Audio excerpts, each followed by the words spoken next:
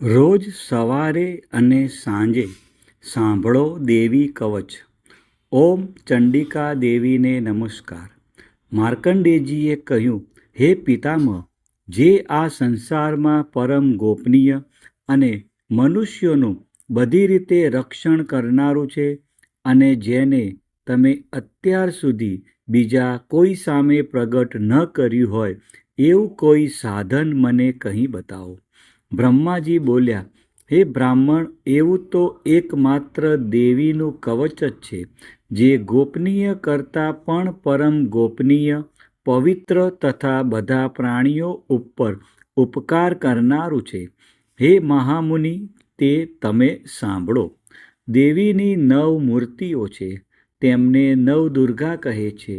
તેમના અલગ અલગ નામો બતાવવામાં આવે છે. પહેલું નામ શૈલ્યપુત્રી છે, બીજું નામ બ્રહ્મચારિણી છે, ત્રીજું નામ ચંદ્રઘંટાના નામે પ્રસિદ્ધ છે, ચોથી મૂર્તિને કુષ્માંડા કહે છે, પાંચમી દુર્ગાનું નામ સ્કંદ માતા છે, છઠ્ઠી દુર્ગાનું નામ કાત્યાયની છે, સાતમું સ્વરૂપ કાલરાત્રિ, આઠમું સ્વરૂપ મહાગૌરી અને નવમી દુર્ગા એટલે સિદ્ધિદાત્રી. આ બધા નામ વેદ ભગવાન દ્વારા કહેવાયા છે. જ્યારે કોઈ મનુષ્ય અગ્નિથી સળગી રહ્યો હોય, યુદ્ધભૂમિમાં શત્રુઓથી ઘેરાઈ ગયો હોય, સંકટમાં ફસાઈ ગયો હોય તેનું તથા કોઈ ભયથી ડરી ગયો હોય અને દુર્ગાનું શરણ લીધું હોય તેનું ક્યારેય કોઈ અમંગળ થતું નથી. યુદ્ધના સમયે મુશ્કેલી હોવા છતાં પણ તેને કોઈ વિપત્તિ ઉદ્ભવતી નથી. તેને શોક, દુઃખ અને ભય પ્રાપ્ત થતા નથી. જેમણે દેવીનું ભક્તિપૂર્વક સ્મરણ કર્યું છે તેમનો અભ્યુદય નક્કી છે. હે દેવી, જેઓ તમારું ચિંતન કરે છે તેમનું તમે ચોક્કસ કલ્યાણ કરો છો, રક્ષણ કરો છો. ચામુંડા દેવી પ્રેત ઉપર આરૂઢ થયેલા હોય છે અને વારાહી પાડા પર સવારી કરે છે. ઐન્દ્રીનું વાહન ઐરાવત હાથી છે. વૈષ્ણવી ગરુડ પર આવે છે અને માહેશ્વરી આખલા પર આરૂઢ થયેલા છે. કૌમારીનું વાહન મોર છે. વિષ્ણુપ્રિય લક્ષ્મી કમળ પર વિરાજમાન છે અને તેમના હાથમાં લાલ કમળ છે. આખલા પર આરૂઢ થયેલ દેવી ઈશ્વરી એ શ્વેત વસ્ત્ર ધારણ કરી રાખ્યા છે. બ્રાહ્મી હંસ પર બેઠેલા છે અને બધા જ આભૂષણો ધારણ કર્યા છે. આ બધી દેવીઓ માતાઓ યોગ શક્તિઓથી સંપન્ન છે, જેઓ અનેકવિધ આભૂષણો પહેરવાથી શોભે છે. તેમણે અનેક રત્નો ધારણ કર્યા છે, ક્રોધથી ભરેલી છે અને ભક્તોનું રક્ષણ કરવા રથમાં બેઠેલી છે. આ દેવીઓના હાથમાં શંખ, ચક્ર, ગદા, શક્તિ, હળ, મૂષળ, ખેટક, તોમર, કુહાડી, દોરડું, કુંત, ત્રિશૂળ અને ઉત્તમ શાર્ક ધનુષ્ય ધારણ કરેલા છે. દૈત્યોના શરીરનો નાશ કરવો અને ભક્તોને અભય દાન આપો. દેવતાઓનું હિત કરવું એ તેમના શસ્ત્ર ધારણનો ઉદ્દેશ છે. મહારૌદ્ર રૂપ, અત્યંત ઘોર પરાક્રમી, મહાબલી અને મહા ઉત્સાહયુક્ત હે દેવી, તમે મહાન ભયનો નાશ કરનારા છો. તમને મારા નમસ્કાર છે. તમારી સામે જોવું પણ મુશ્કેલ છે. શત્રુઓનો ભય વધારનાર હે જગદંબિકા, મારું રક્ષણ કરો. પૂર્વ દિશામાં ઐન્દ્રી શક્તિ મારું રક્ષણ કરે. અગ્નિ ખૂણામાં અગ્નિશક્તિ, દક્ષિણ દિશામાં વારાહી તથા નૈઋત્ય ખૂણામાં ખગધારિણી મારું રક્ષણ કરે. પશ્ચિમ દિશામાં વારુણી અને વાયવ્ય ખૂણામાં હરણ પર સવારી કરનારા દેવી મારું રક્ષણ કરો. ઉત્તર દિશામાં કુમારી અને ઈશાન ખૂણામાં શૂલધારિણી મારું રક્ષણ કરો. હે બ્રહ્માણી, તમે ઉપરની બાજુએ મારું રક્ષણ કરો. હે વૈષ્ણવી, તમે નીચેની બાજુએ મારું રક્ષણ કરો. આ જ પ્રમાણે શબજેનું વાહન છે તે ચામુંડા દેવી, દસે દિશાઓમાં મારું રક્ષણ કરો. જયા આગળની બાજુએ અને વિજયા પાછળની બાજુએ રક્ષણ કરે. ડાબા ભાગે અજિતા દેવી, જમણા ભાગે અપરાજિતા મારું રક્ષણ કરે. ઉદ્યોતિની શિખાનું રક્ષણ કરે અને ઉમા મારા મસ્તક પર વિરાજિત થઈને મારું રક્ષણ કરે. માલધરી દેવી મારા કપાળનું અને યશસ્વી મારી ભમરોનું રક્ષણ કરે. ત્રિનેત્રા ભમરોના મધ્ય ભાગનું અને યમઘંટા દેવી નાસિકાઓનું રક્ષણ કરે. શંખીની બંને આંખોના મધ્ય ભાગનું રક્ષણ કરે અને દ્વારવાસીની કાનોનું રક્ષણ કરે. કાલિકા ગાલોનું તથા સાંકરી કાનોના મૂળ ભાગોનું રક્ષણ કરે. સુગંધા નાસિકાઓની અને ચર્ચિકા દેવી ઉપરના હોઠનું રક્ષણ કરે. અમૃતકલા નીચેના હોઠનું અને સરસ્વતી જીભનું રક્ષણ કરે. કૌમારી મારા દાંતોનું અને ચંડિકા કંઠ ભાગનું રક્ષણ કરે. ચિત્રઘંટા ગળાની ઘંટિકાનું અને મહામાયા તાળવાનું રક્ષણ કરે. કામાક્ષી દાઢીનું અને સર્વમંગલા મારી વાણીનું રક્ષણ કરે. નીલગ્રીવા કંઠના બહારના ભાગનું અને અન્નનલિકાનું કૌબેરી દેવી રક્ષણ કરે. ખગીની બંને ખભાઓનું અને વ્રજધારિણી મારા બંને બાહુઓનું રક્ષણ કરે.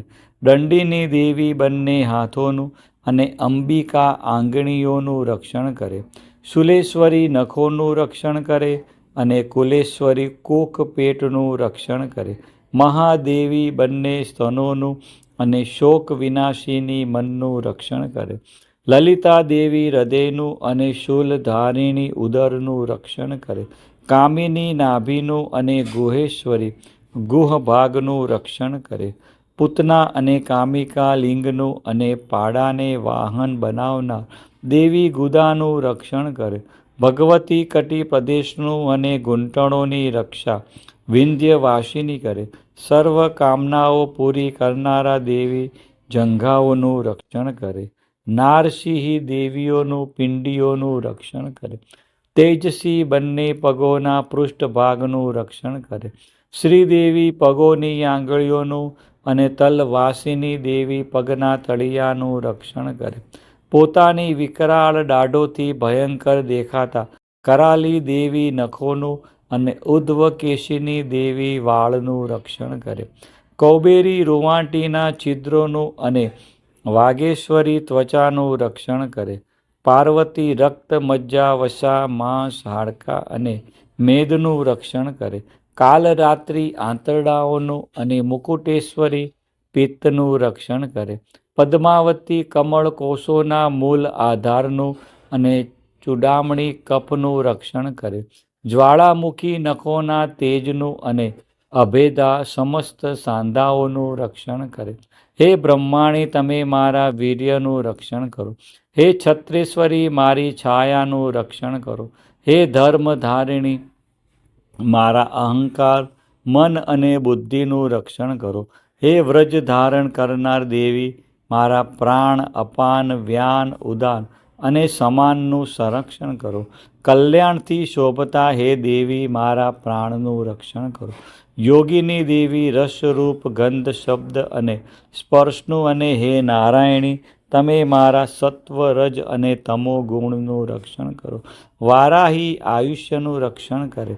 વૈષ્ણવી ધર્મનું રક્ષણ કરે તથા ચક્ર ધારણ કરનારા દેવી યશ અને કીર્તિ, લક્ષ્મી અને ધનનું તેમજ વિદ્યાનું રક્ષણ કરો.